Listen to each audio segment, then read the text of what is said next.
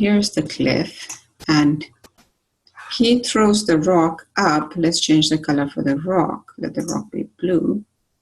So the rock goes up in a straight line, just misses and falls down. Now all of this is a straight line, and here it hits the ground.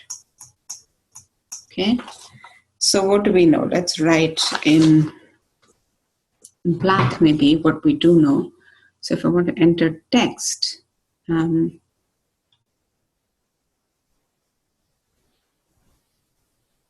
and blue, and we want to text. Okay, so here we know at the start the velocity v equals 13 meters per second. Okay, and we are asked for the time of reaching the stop height. So we want to find this out. What else do we know? We know at this height, the highest point, v at h, let's call this height h, the velocity is 0 since it just turns around at this point. Okay, so we want to find that height h, this entire height.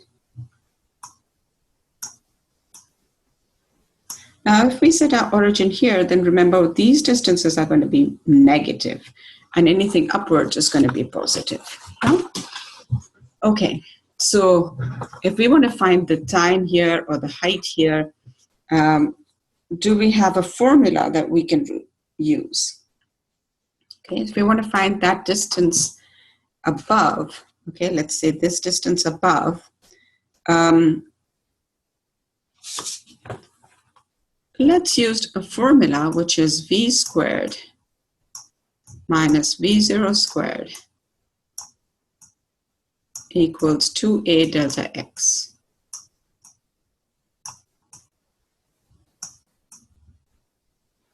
Okay, in this case it would be delta y since it's in the y direction.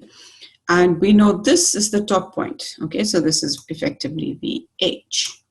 And at that point, we have 0 as our velocity. This is the initial velocity, so negative for this sign, 13 squared. Okay.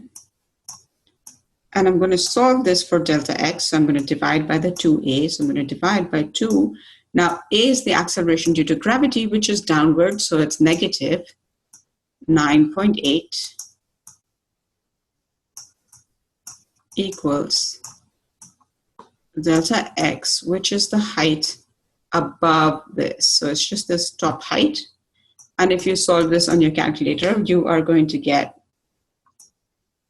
8.62 meters. Okay, so the stone rises a distance of 8.62 meters above its initial launch point. Okay.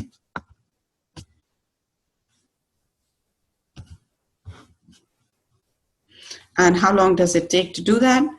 Well, choose a kinematic equation like we chose this one. So you need to choose one which has time. This doesn't have time in it. If you want to solve for how long it takes, you need time in the equation. So let's try v equals v0 plus at.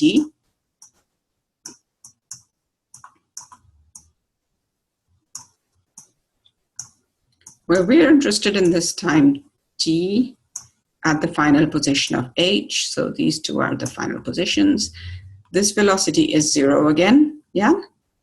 And so I'm going to take this term to the other side. It's going to become negative. V0 is 13. And I'm going to divide by this, which is g.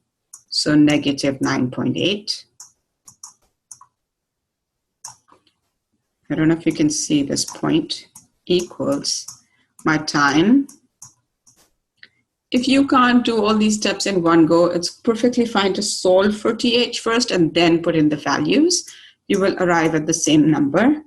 And this should come out to be 1.33 seconds.